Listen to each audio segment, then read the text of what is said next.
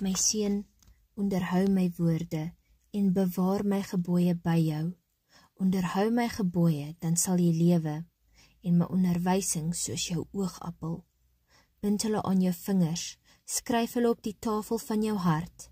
Sê aan die wysheid, jy is my suster, en noem die verstand jou vertroueling, sodat hulle jou kan bewaar vir die vreemde vrou, vir die omtuchtige wat met haar woorde vlei.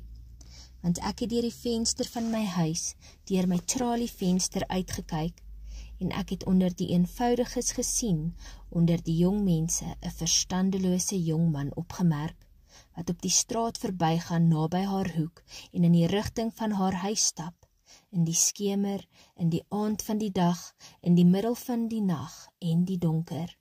En kyk, daar kom 'n vrou hom tegemoet, soos 'n hoer aangetrek, en lustig van hart.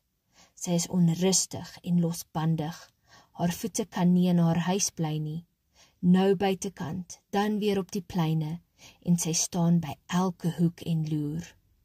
En sy het hom gegryp en hom gesoen met 'n onbeskaamde gesig vir hom gesê, ek moes dankoffers bring, vandag het ek my geloftes betaal, daarom het ek uitgegaan om jou te ontmoet, om jou aangesig te soek, en ek het jou gekry.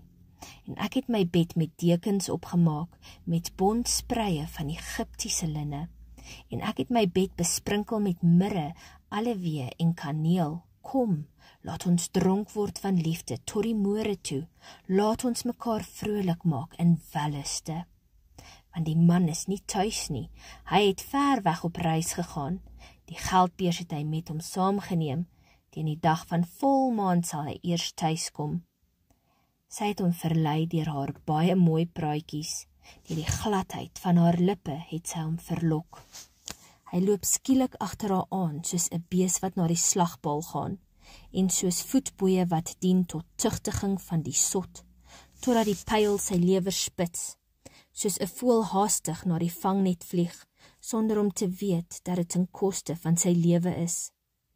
Hoor dan nou na my, seuns, en luister na die woorde van my mond.